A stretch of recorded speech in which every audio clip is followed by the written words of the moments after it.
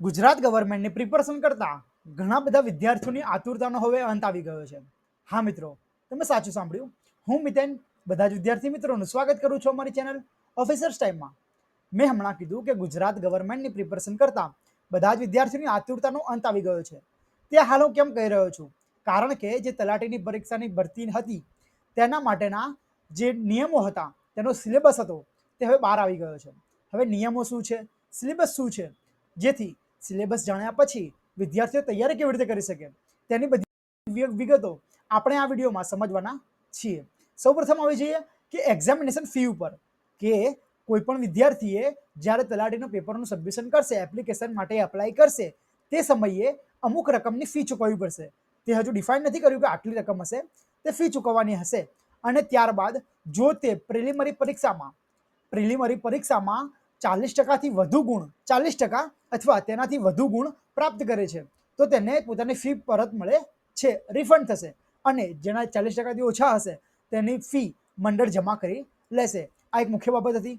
તેના પછી શું હતું? એજ્યુકેશન ક્વોલિફિકેશન વિશે મેં તમને વાત કરી જ હતી કે ગ્રેજ્યુએશન બેઝ એક્ઝામિનેશન છે, કે તમે ગ્રેજ્યુએટ હોય તો જ તમે આ માટે એપ્લાય કરી શકો છો. અને ત્યારબાદ શું હતું કે સૌથી મહત્વની બાબત હતી કે તેને સિલેબસ વિશે, કે સર સિલેબસમાં શું આવશે, એક્ઝામ પેટર્ન કઈ હશે, એક્ઝામ કેટલા માર્ક્સની હશે, તેમાં મેન્સ હશે કે નહીં, તે બધા જ પ્રશ્નોનો હવે અંત આવી ગયો છે. તમને તમારી સ્ક્રીન પર દેખાઈ રહ્યું હશે કે ગુજરાતીના 20 માર્ક્સ છે, ઇંગ્લિશના 20 માર્ક્સ, આ બધું છે શું.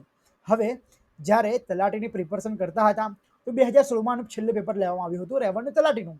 તે સમયે માત્ર પ્રિલિમ્સ જ હતી અને પ્રિલિમ્સ પાસ કરીને કોમ્પ્યુટર બેઝ એક્ઝામિનેશન આપીને તમે પાસ થઈ જતા હતા અને પોતાની પદ મેળવી લેતા હતા. પરંતુ હવે એવું કરવામાં આવ્યું નથી. હવે તેનો નવો સિલેબસ બહાર પાડવામાં આવ્યો છે, જે તમને તમારી સ્ક્રીન પર દેખાઈ રહ્યો છે કે ગુજરાતીના 20 માર્ક્સ છે, ઇંગ્લિશના કેટલા 20 માર્ક્સ છે, પોલિટી અને પબ્લિક એડમિનિસ્ટ્રેશન અને ઇકોનોમિક્સના 30 માર્ક્સ છે, હિસ્ટ્રી, જીઓગ્રાફી, કલ્ચર અને હેરિટેજ તેના કેટલા છે 30 marks, environment science, information technology આના પણ 30 માર્ક્સ છે, કરંટ અફેર્સ જેને સીએ કહેવામાં આવે છે તેના પણ 30 માર્ક્સ છે, અને મેથ્સ અને રિઝનિંગ તે ખૂબ જ મહત્વનું હોય છે, તેના 40 માર્ક્સ છે. બધાના મળીને ટોટલ 200 માર્ક્સની તમારી પરીક્ષા હશે. જી હા મિત્રો, તમારે તલાટીનું પેપર માટે પ્રિલિમ્સ આપવાની હશે તે 200 માર્ક્સની હશે. તે માટે તમને ટાઈમ કેટલો આપવામાં આવશે તે તમને તમારી સ્ક્રીન પર દેખાઈ રહ્યું છે કે ટાઈમ છે 3 કલાક. 3 કલાકનું તમારું પેપર હશે, જેમાં તમને 200 ગુણનું માર્ક્સનું પેપર હશે, તે તમારે એટેમ્પ કરવાનું છે. 200 માર્ક્સની આપણે વાત કરી દીધી છે કે શું શું હતું.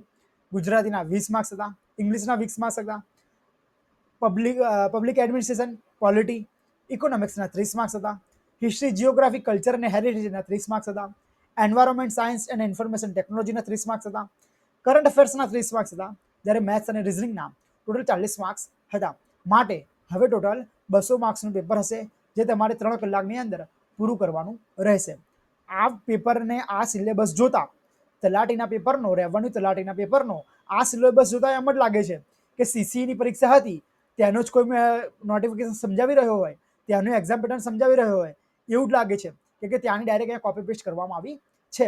જ્યારે તમે સીસીના ગ્રુપ બીનું પેપર જોશો, બસ આ જ સિલેબસ છે, જેમાં ગુજરાતીના 20, ઇંગ્લિશના 20, મેથ્સ, રિઝનિંગના 40, 200 માર્ક્સનું પેપર 3 કલાક, સેમ ટુ સેમ ત્યાંની કોપી કરીને અહીં પેસ્ટ કરવામાં આવ્યું છે. હવે તેથી આગળ શું લખ્યું છે કે એમસીક્યુ બેઝ ટેસ્ટ હશે પ્રિલિમરી, જેમાં તમારે એક પ્રશ્નનો 1 ગુણ હશે, અને તમે જે નેગેટિવ કરશો, ખોટો પ્રશ્ન પડશે, તમારો જવાબ ખોટો પડશે તો તમારે 1/4 એટલે કે 0.25 માર્ક્સ નેગેટિવ છે, 0.25 તમારા કપાશે. અને તમને નો એટેમ્પનું પેલું એ પણ આપવામાં આવશે કે તમે ના કરવા ઈચ્છતા હોય તો તમારે આને સિલેક્ટ કરવાનું રહેશે. અહીં આવી ગયું 0.25 નેગેટિવ માર્કિંગ હશે. જ્યારે ગુજરાતીમાં એક્ઝામ હશે, બધાનો 1 ગુણ હશે. આ બધા તમે જેમ જેમ આગળ ભણશો અથવા વાંચશો તેમ તેમ તમને આગળ આવડી જશે. હવે મેઇન વસ્તુ આવી જઈએ કે તેમાં મેન્સ કેવી રીતે હશે. તમે પ્રિલિમરી એક્ઝામમાં પાસ થશો, એનું મેરિટ જ્યારે બહાર નીકળશે અને તમારું સિલેક્શન થશે, તે સમયે પછી તમે મેન્સ આપી શકશો. ડોન્ટ વરી, મેન્સ માટે કોઈ ફી નથી. જો તમારે ખાલી ફી આપવાની છે તો પ્રિલિમરીમાં જ આપવાની છે, પણ તમે 40% માર્ક્સ મેળવી દેશો પછી તમારી ફી તમને પરત કરવામાં આવશે, અને મેન્સ માટે કોઈ ફી ભરવાની જરૂર નથી. હવે મેન્સનો સિલેબસ શું છે તેની પર એકવાર નજર કરી લઈએ કે ગુજરાતી લેંગ્વેજ સ્કિલ ઉપર કેટલા માર્ક્સ છે, 100 માર્ક્સ છે. હવે ઇંગ્લિશ સ્કિલના કેટલા માર્ક્સ છે તેના પણ એઝ ઇટ ઇઝ 100 માર્ક્સ છે. જ્યારે જનરલ સ્ટડીઝ જીએસની વાત કરીએ તેના 150 માર્ક્સનું પેપર છે. હા મિત્રો, જનરલ સ્ટડીનું તમારું પેપર 150 માર્ક્સનું રહેશે, રાઈટ. માટે તમારે ગુજરાતી લેંગ્વેજમાં 100 માર્ક્સનું પેપર હશે, ઇંગ્લિશ લેંગ્વેજનું 100 માર્ક્સનું પેપર, જ્યારે જનરલ સ્ટડી જે જીએસ છે તેનું તમારે 150 માર્ક્સનું, તેમ કરીને તમારે મેન્સમાં 350 માર્ક્સની પરીક્ષા આપવાની રહેશે અને તેના દ્વારા તમારું સિલેક્શન થશે. માટે કહી શકાય પ્રિલિમ પણ આવી ગઈ. પ્રિલિમ કેટલા માર્ક્સની હતી? 200 માર્ક્સની, જેમાં ઇંગ્લિશ, રિઝનિંગ, મેથ્સ, જીકે બધાનો સમાવેશ કરવામાં આવતો હતો. જ્યારે આપણે મેન્સની વાત કરીએ, તલાટી રહેવાનું, તલાટીમાં આપણે મેન્સની વાત કરીએ, તેમાં પણ ગુજરાતી લેંગ્વેજની સ્કિલ હતી, તેના 100 માર્ક્સ છે. ઇંગ્લિશ લેંગ્વેજ સ્કિલ હતી, તેના પણ 100. જ્યારે જનરલ સ્ટડીઝ હતી તેના 150 માર્ક્સ, એમ કરીને ટોટલ 350 માર્ક્સની તમારે મેન્સ આપવાની રહેશે.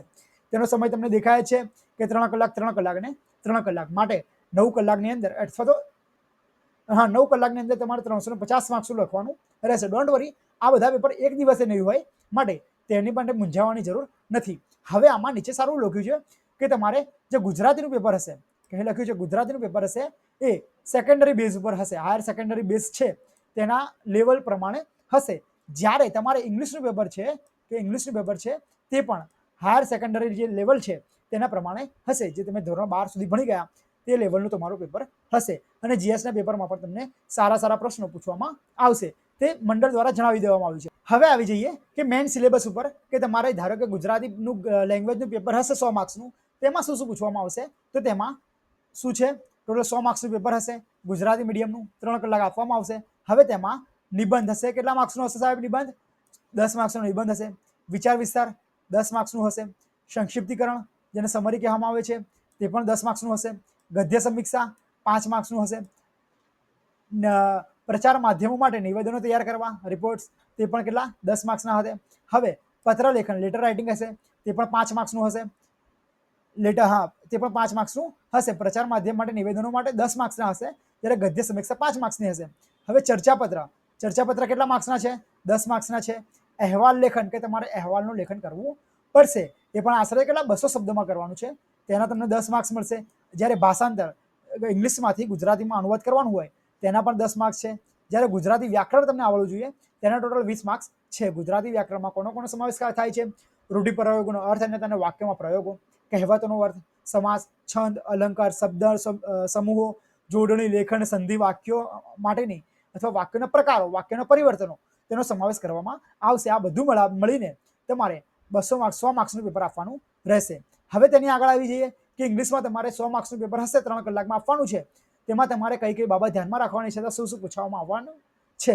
હવે તમે એસે એટલે નિબંધ લખવાનો છે 10 માર્ક્સનો, લેટર રાઇટિંગ 10 માર્ક્સની છે, રિપોર્ટ રાઇટિંગ 10 માર્ક્સની, રાઇટિંગ ઓન વિઝ્યુઅલ ઇન્ફોર્મેશન એ પણ 10 માર્ક્સનું છે. પછી ફોર્મલ સ્પીચ રેડી કરવાની છે 150 વર્ડ્સની, તે પણ તમને 10 માર્ક્સ આપવામાં આવશે. પછી શું છે? પ્રિસાઇઝ રાઇટિંગ, સમરી કહીએ છીએ તેને, તે પણ 10 માર્ક્સની હશે. રીડિંગ કોમ્પ્રિહેન્શન આરસી, તે પણ 10 માર્ક્સના હશે. હવે ઇંગ્લિશ ગ્રામરમાં તમને ટોટલ 20 માર્ક્સ છે. 20 ઇંગ્લિશ ગ્રામરમાં શેનો સમાવેશ કરવામાં આવશે? ટેન્સ, વોઇસ, નરેશન એટલે ડાયરેક્ટ ઇનડાયરેક્ટ સ્પીચ છે, ટ્રાન્સફોર્મેશન ઓફ સેન્ટેન્સ છે, આર્ટિકલ્સ છે, પ્રિપોઝિશન્સ, phrasal verbs, idioms, synonyms, antonyms અને વન વર્ડ સબસ્ટિટ્યુશન. આ બધા 20 માર્ક્સનું હશે. ટોટલ કરીને 100 માર્ક્સનું તમારે પેપર આપવાનું રહેશે. અને ત્યારે તમારે ટ્રાન્સલેશન પણ કરવાનું છે. શું? તમારે ટ્રાન્સલેશન કરવાનું છે, તે પણ તમને 10 ગુણ આપવામાં આવશે. એમ કરીને ટોટલ તમારે 100 માર્ક્સની પરીક્ષા આપવાની રહેશે. હવે જનરલ સ્ટડીની વાત કરીએ તો તેમાં તમારે ગુજરાત અને ભારતનો ઇતિહાસ વાંચવો પડશે, જેના 15 ગુણ છે. સાંસ્કૃતિક વારસો વાંચવો પડશે, જેના પણ 15 ગુણ છે. ગુજરાત અને તેના દેશની સરહદો, ગુજરાત તથા દેશની સરહદો અથવા ભૂગોળ, તેના પણ તમારે 15 માર્ક્સનું છે. વિજ્ઞાન ટેકનોલોજી એ તમે માત્ર પાઠ્યપુસ્તક દ્વારા તૈયાર કરી શકો છો, તેના 10 માર્ક્સ છે. પ્રાદેશિક, રાષ્ટ્રીય અને આંતરરાષ્ટ્રીય મહત્વની ઘટનાઓ અથવા વર્તમાન પ્રવાહો સહિત 30 માર્ક્સનું હશે. અને ભારતીય રાજ્ય ક્ષેત્ર અને બંધારણ, તે પણ કેટલા માર્ક્સનું હશે સાહેબ? 20 માર્ક્સનું હશે. જે આપણે અત્યારે સિરીઝ ચાલી રહી છે, જેમાં હું તમને બંધારણના લેક્ચર આપી રહ્યો છું, તે આપણે ટોટલ કેટલા માર્ક્સનું છે? 20 માર્ક્સનું છે. ભારતીય અર્થતંત્ર અને આયોજન, તે પણ 15 માર્ક્સનું છે. જાહેર વહીવટ અને શાસન, તે પણ કેટલું છે? યોજના વિષયક જાણકારી કેટલું? 20 માર્ક્સનું છે. જાહેર સેવામાં શિસ્ત અને નિયમિતતા, એથિક્સ છે, ખૂબ જ મહત્વનું છે, તે પણ 10 માર્ક્સનું છે. એમ કરીને ટોટલ માર્ક્સ ગણવા જઈએ તો આ 150 માર્ક્સ, ઇંગ્લિશના 100 માર્ક્સ અને ગુજરાતીના 100 માર્ક્સ એવી રીતે કરીને 350 માર્ક્સ તમારે પેપર આપવાનું રહેશે. માટે તમારી સામે હવે આવી ગયું છે કે મારે શું તૈયાર કરવું જોઈએ, શેમાં હું નબળો છું, શેમાં હું સ્ટ્રોંગ ઝોન ધરાવું છું. માટે તમે એમાં ડિફાઇન કરીને તેને ફિલ્ટર કરીને તમારી પ્રિપેરેશનને આગળ વધારી શકો છો. માટે ઓફિસર સાહેબ સાથે લાગ્યા રહો અને તમારા મિત્રો સાથે શેર કરો, કેમ કે આપણે આવા અવનવા વિડીયો મેકતા રહીએ છીએ કે જેથી તમને તલાટી બનવાના સપનાને સાકાર કરી શકો. Thank you for watching.